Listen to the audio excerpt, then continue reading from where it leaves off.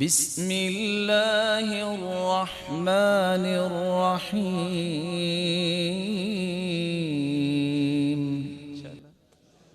آخری بات کر کے میں بات تو ختم کرتا ہوں۔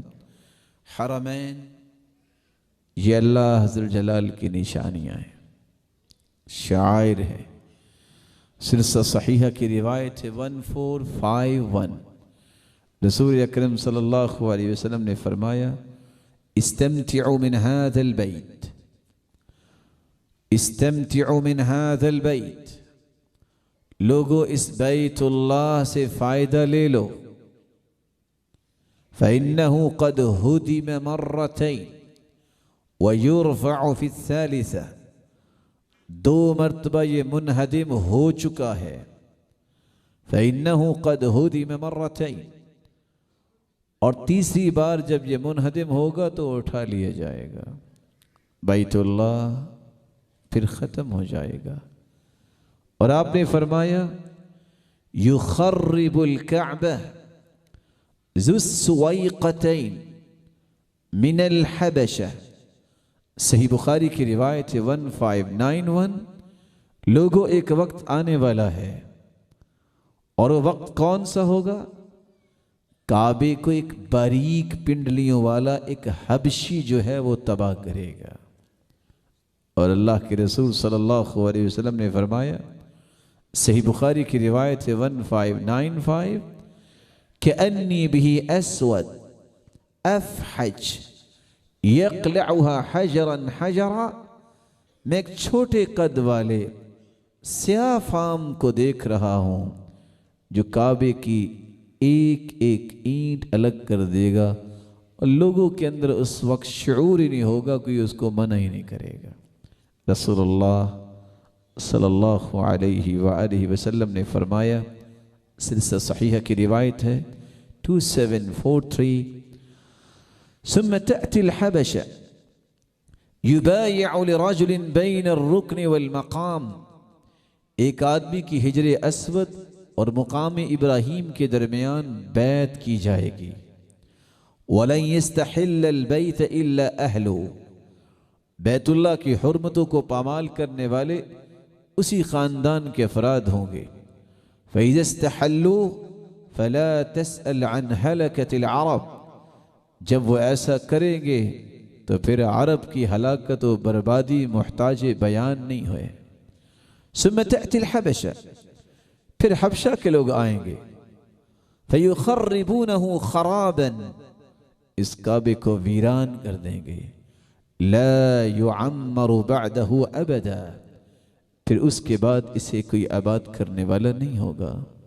وَهُمُ الَّذِينَ يَسْتَخْرِبُونَ كَنْزَهُ، اور یہ وہی لوگ ہوں گے جو بیت اللہ اور کعبے کے خزانے کو نکالیں گے۔ ان احادیث کی روشنی میں 4 گزارشیں میں آپ کی خدمت میں کرنا چاہتا ہوں سیرت کے پہلوؤں سے۔ میرا اور آپ کا ایمان ہونا چاہیے کہ کائنات میں سب سے اعلیٰ اور ارفع جگہ کون سی ہے؟ پھر بولیے، بیت اللہ، کعبۃ اللہ، جو اللہ نے مقام اپنے گھر کو عطا کیا ہے، وہ دنیا میں کہیں مقام اور کسی زمین کا ہو سکتا نہیں ہے۔ یہ آپ کے ذہن میں ہونا چاہیے، جو افضلیت اللہ نے مکہ کو بیت اللہ کی وجہ سے دی ہے وہ دنیا میں کسی اور جگہ کو حاصل نہیں۔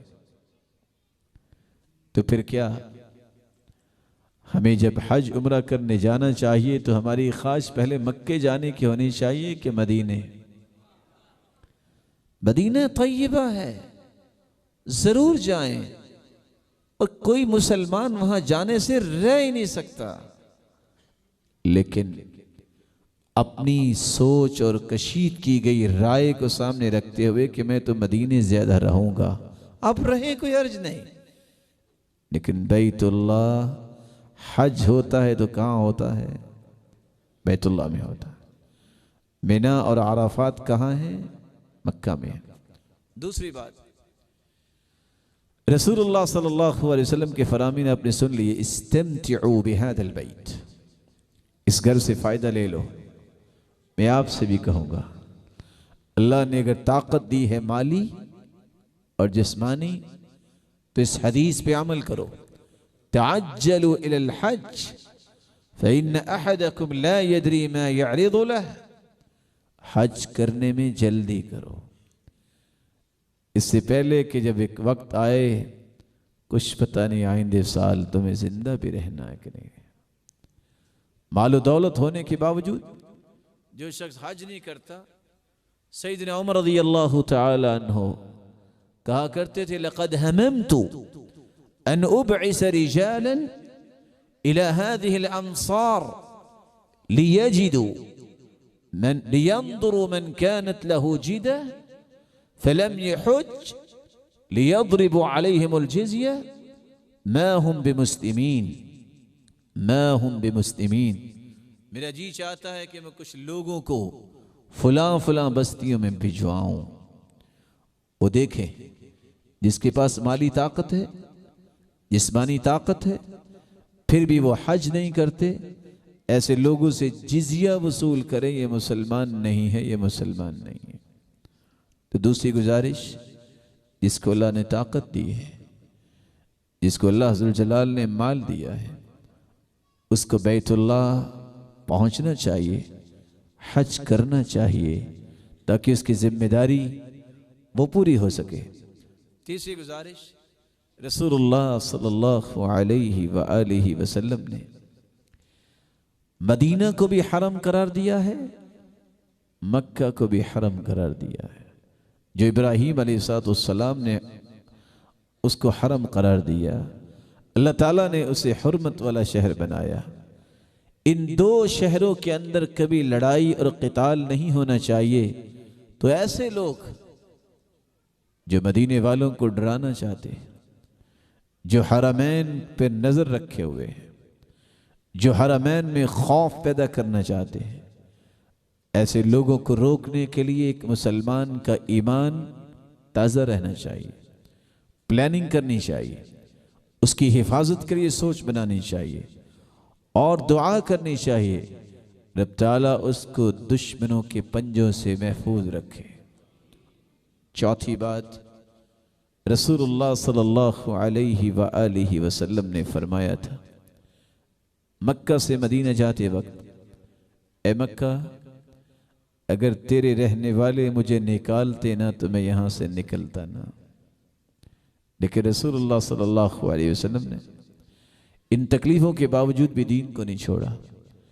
اگر زندگی میں کوئی کٹھنائیاں آ جائیں تو دین پہ کمپرومائز نہ کیا جائے۔